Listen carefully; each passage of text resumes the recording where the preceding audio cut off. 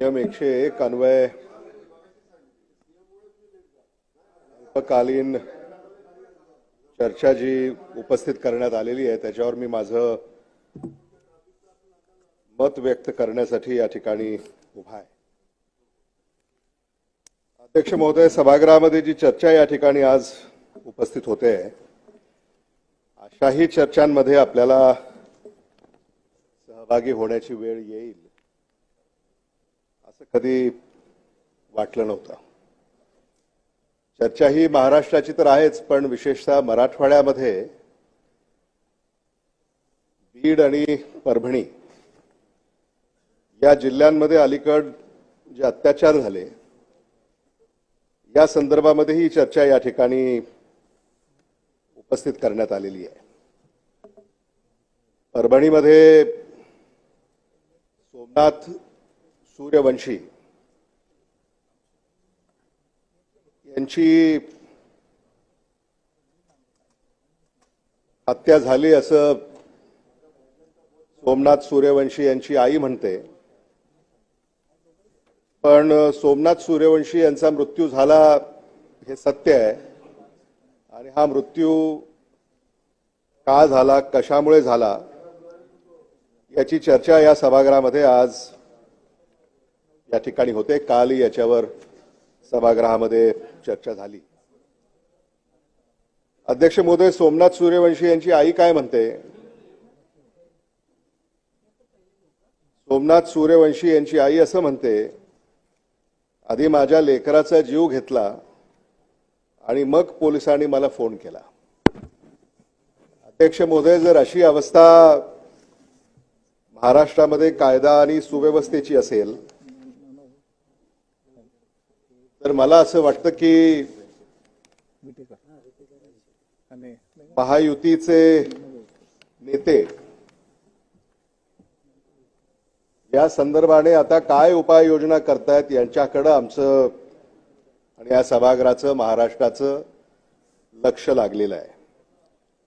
परभणीमध्ये असं घडतं, बीडमध्ये असं घडतं आणि मराठवाड्यातल्या इतर जिल्ह्यातही, म्हणजे लातूरमध्ये सुद्धा अनेक अशा घटना घडलेल्या आहेत, अनेक असे खून झालेत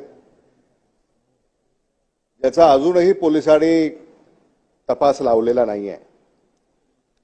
अध्यक्ष महोदय, कालही मी या सभागृहामध्ये या चर्चेमध्ये उपस्थित होतो। सभागृहाचे नेते सन्माननीय मुख्यमंत्री देवेंद्र फडणवीसजी, उपमुख्यमंत्री अजितदादा पवारजी, उपमुख्यमंत्री एकनाथ शिंदेजी आणि सगळेच नवनिर्वाचित मंत्री या ठिकाणी उपस्थित होते।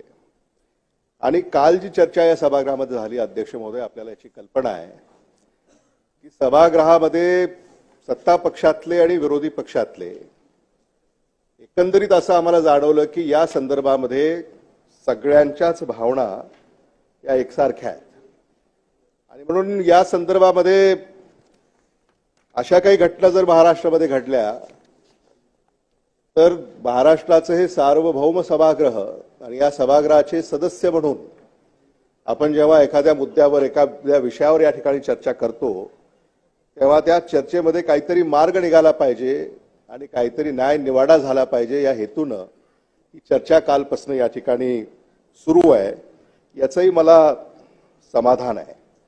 पण मला प्रश्न हा पडलेला आहे की कालही महायुतीचं सरकार होतं आणि आजही महायुतीचं सरकार आहे, म्हणजे महाराष्ट्राची कायदा आणि सुव्यवस्था ही महायुतीकडेच याचे सगळे अधिकार या राज्यातल्या जनतेने दिलेत असं म्हटलं तर ते वावगं होणार नाही। काल तर बहुमत कमी होतं, पण आज बहुमत एवढं आहे की आता महाराष्ट्रातल्या जनतेच्या अपेक्षा या वाढलेल्या आहेत आणि बहुमत मिळताच, सरकार स्थापन होताच अशा घटना लगेच घडतात, याचं देखील आम्हाला आश्चर्य आहे। आणि खरं म्हणजे ही बाब, अध्यक्ष महोदय, चिंताजनक आहे। कारण सोमनाथ सूर्यवंशी हा तरुण पुण्यामध्ये जो मराठवाड्यातून शिकायला गेला आणि तिथं वकिलीचं शिक्षण पुण्यामध्ये तो घेत असे आणि परीक्षा असल्यामुळे तो गावाकडे आला आणि मग काय झालं हे आपल्या सगळ्यांना माहिती आहे। म्हणजे एखाद्या जिल्ह्यामध्ये कायदा आणि सुव्यवस्था प्रस्थापित करण्याचे हे काही नवे मार्ग पोलिसांनी शोधलेत का, हे देखील आपण या ठिकाणी याची चर्चा झाली पाहिजे. पोलिसांवर कधीही आपण संशय घेतलेला नाही आहे. महाराष्ट्राची पोलीस ही कर्तबगार आहे, याबद्दल कोणाच्याही मनामध्ये शंका नाही. पण अशाही घटना घडतात, या संदर्भामध्ये सुद्धा अध्यक्ष महोदय आपण या ठिकाणी गांभीर्याने याची चर्चा केली पाहिजे आणि अशा घटना यापुढे कशा घडणार नाहीत याची सुद्धा अध्यक्ष महोदय आपण ही दक्षता घेतली पाहिजे. खरं म्हणजे पोलिसांनी जी कारवाई केली त्या कारवाईमध्ये ज्या काही घटना घडल्या, जो काही घटनाक्रम होता, तो कोणालाही या ठिकाणी मान्य होणार नाही. अध्यक्ष महोदय, अनेक या संदर्भामध्ये पावलं उचलली, पण ज्या पोलीस अधिकाऱ्यांनी या संदर्भामध्ये चुकीची पावलं उचलली किंबहुना चुकीची कार्यवाही केली, त्या संदर्भामध्ये महाराष्ट्र सरकारची काय भूमिका आहे हे सुद्धा आम्हाला या चर्चेच्या अंती लक्षात आलं पाहिजे. हे देखील मला मुद्दामून या ठिकाणी सांगायचं आहे. परभणीमध्ये तर घडलंच, बीडमध्ये घडलं, आणि बीडमध्ये जे घडलं ते इतकं अमानुष आहे की आपल्याला शब्दांमध्ये हा घटनाक्रम या ठिकाणी व्यक्त करता येत नाही. म्हणजे संतोष देशमुख, खरं म्हणजे तो सरपंच, गावाचा प्रमुख, आणि आपल्याकडे साधारणतः अशी मान्यता आहे की सरपंच हा जो काही गावाचा प्रमुख आहे तो गावाचा सर्वेसर्वा आहे, आणि तो जर सुरक्षित नसेल, म्हणजे मग जे नवतरुण आहेत, जे समाजकारणामध्ये येऊ इच्छितात, राजकारणामध्ये येऊ इच्छितात, तेच जर सुरक्षित नसतील, आणि 3दा तो सरपंच होता, आणि थेट जनतेतून सरपंचाची निवड महायुती सरकारनं मागच्या काळामध्ये तो निर्णय घेतला, आणि थेट जनतेतून तो अनेक वेळा निवडून आलाय, असा तो आमचा मराठवाड्यातला एक होतकरू सरपंच आज आपण गमावलाय. आणि तो कशामुळे गमावलाय, तर मराठवाड्यामध्ये बीडमध्ये जी काही आज परिस्थिती आहे, या परिस्थितीला कोण जिम्मेदार आहे याची सुद्धा या सभागृहामध्ये या ठिकाणी चर्चा झालेली आहे. आणि म्हणून खरं म्हणजे मला महायुती सरकारकडनं या अपेक्षा आहेत.